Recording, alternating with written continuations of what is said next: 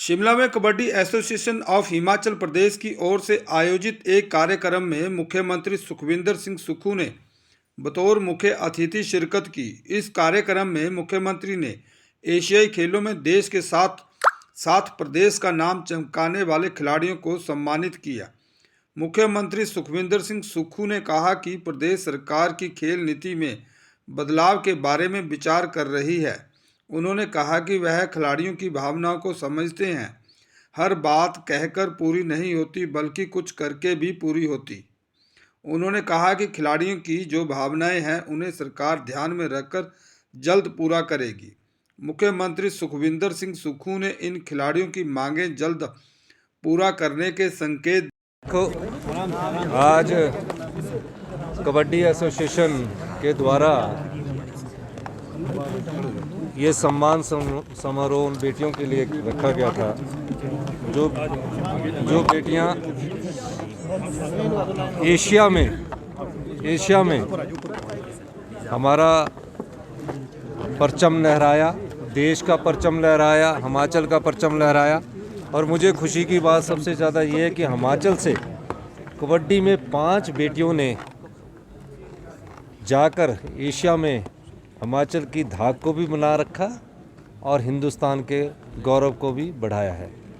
इस संदर्भ में आज हमारे राजकुमार नीटू जी ने ये एसोसिएशन जो प्रेसिडेंट है कबड्डी एसोसिएशन हिमाचल प्रदेश के, उन्होंने इस फंक्शन रखा था बेटियों को सम्मान का। सरकार की तरफ से अलग से कार्यक्रम होगा, उसकी रूपरेखा हमने बनाई है और निश्चित रूप से जिन बेटियों ने सम्मान दिया है उनका सम्मान भी रखा जाएगा और उनकी भावनाओं का ख्याल भी रखा जाएगा। इस दृष्टिकोण से जब सरकारी कार्यक्रम होगा उस समय उनकी घोषणा की जाएगी। देखिए, मैं खेल नीति में बदलाव की ज़रूरत है और खेल नीति पिछले काफ़ी सालों से चली हुई है।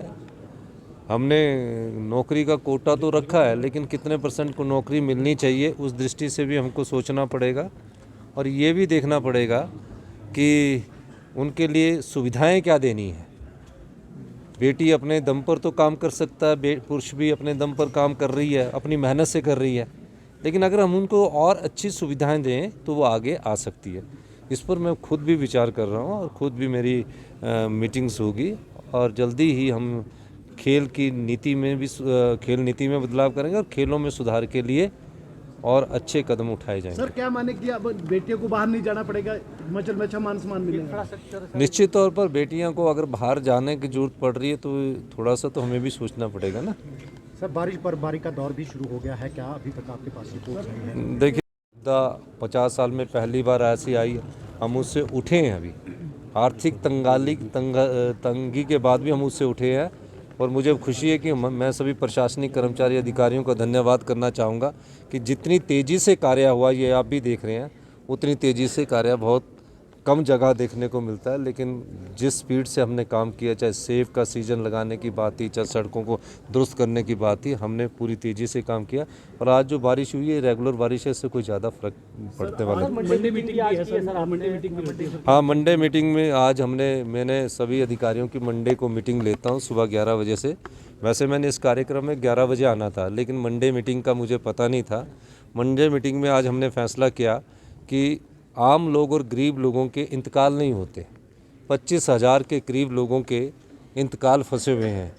तो हमने ये फैसला किया कि इसके लिए जो गांव में रहने वाले लोगों की रजिस्ट्री होगी, इंतकाल नहीं हुआ, शहर में रहने वालों की रजिस्ट्री होगी, इंतकाल नहीं हुआ, और 25,000 इंतकाल क्यों रुके हुए हैं जब उन्होंने ज़मीन के पैसे दे दिए।